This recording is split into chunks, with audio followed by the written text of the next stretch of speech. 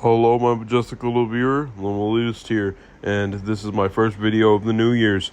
I tried getting one out for like right on the dot 2026, but I'm gonna be honest, I was too lazy, so sorry about that. Before we get to the video, I'd like to explain a few things before, we talk about each era. Number one, I will only be talking about the main aesthetics. I think I have about 5 aesthetics that I'll be talking about in this video. I don't want to extend it to 36 because I don't think I'll be putting this video out in time. Number 2, I will only talk about the ones made in the past 40 years, aka 1986. That one's pretty explainable, and that's all I got. So we can go ahead and get to the newest one, and we can go back further and further with each aesthetic. Now, the first one we will be talking about is flat design. Not 2.0, just flat design as a total. I feel like this has been the longest running aesthetic out of all of these. It's been going on for probably about 13 years now. I know there has been a flat design 2.0 that has taken the spotlight over the years, but it's still technically flat design. Flat design mainly focuses on the more minimalist side of things. I feel like this one's the most commercial friendly. While I do appreciate the goal to create something like that, I'm not really big on it. I'm going to be real with you. Listen, I hope I can speak for all people. Please die. Don't take that out of context, whatever you do. But just can we get a new aesthetic here, please? This has been going on for like 13 years. This has been going on longer than some of y'all watching this video right now. Even though Flat Design 2.0 added way more detail to it, honestly, it's still relatively easy to make, and that's why companies are still keeping it around. It generates the most money. It's still better than using AI like what Coke is doing right now. I'm not going to go on a full discussion about AI. That's probably for another video, but there's that. Okay, if you've been in the discussion of liminal spaces for at least 6 months, you probably know what I'm about to talk about next. And if you've been into this channel for at least a month, you know my infamy for glazing this. Fruitiger Arrow, baby, let's go! Okay, I need to get a job, don't I? But I feel like this aesthetic is the exact opposite of flat design. The commercials and stuff they use for it, they go all out on it. Anything that related to early Fruitiger Arrow in the 2000s, they looked like they put a lot of love into it. A lot of different stuff in this era featured a lot of different colors ranging from blue to green and everything in between. Now, even though I basically like all of these on this list, except for flat design, I don't really like that one. Honestly, this one's my personal favorite out of all of these. Now, even though it's...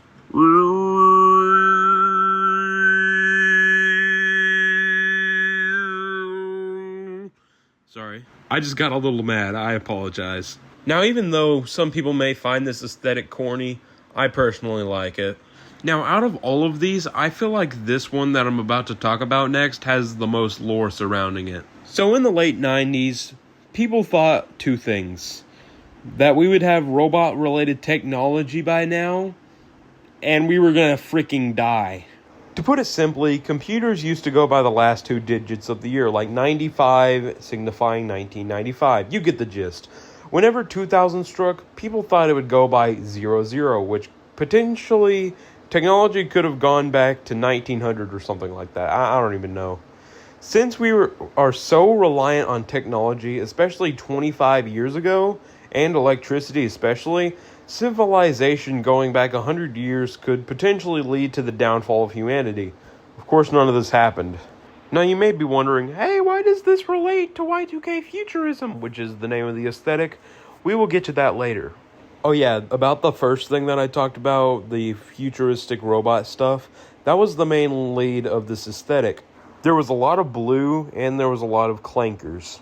This trend started in the late 90s whenever, people feared of the year 2000. And it ended whenever people expected something, but they got absolutely nothing.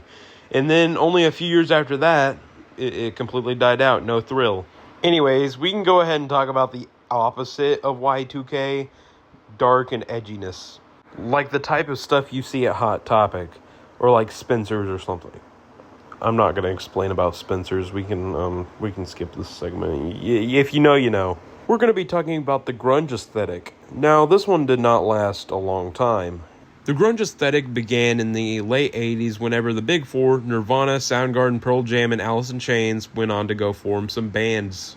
Sorry if I don't say the word bands or like bands correct, I can't really speak that good. The main topic of discussion I would like to describe is Nirvana, because I feel like they were the both beginners and enders of, the grunge aesthetic. The aesthetic is made up of black clothing and baggy jeans and stuff. You've seen it before. I really like grunge, and I'm pretty sure this is my main lifestyle in real life. Now, this era sadly died off around 1994, so the mid-90s, whenever the lead singer of Nirvana, Kurt Cobain, killed himself. I'm not going to gatekeep it. He died by suicide. I'm not gatekeeping. I just wanted to thank Kurt Cobain and all of the other frontmen for starting this trend and stuff. And it has seen a resurgence over the past couple of years. You can see a lot of people with this trend going on, especially in like clothing. I can name a lot of people right now. I won't point hands though. Whenever grunge came about, it made another aesthetic be very hated. And that's the next one we're going to talk about. The glam metal aesthetic came around in the mid-80s, I believe, and here it is. The aesthetic mainly revolved around guys dressing up as girls and singing metal music, hard rock music, and all of that. After one Google search and looking at more of this, I can say a lot of neurons activated. People either loved it or hated it. Now, it was quite the interesting time in the 80s, I can see. But, like, over time, listening to a lot of glam metal and, hard rock glam music, it's safe to say I can see a recurring trend here. They all have a ballad that's their most popular. I just wanted to point that out there. I don't really have as much to say about this aesthetic other than how attractive they look, but there's that. What, somebody had to say it, right? Okay, anyways, that brings you to the end of this video. Am I going to probably make a part 2 eventually? Yes, and I will probably go back even further. So, the 40s, I guess you could say. But anyways, yes, see you next video. And also, I'm sorry that I didn't post in 1 week, so there's that.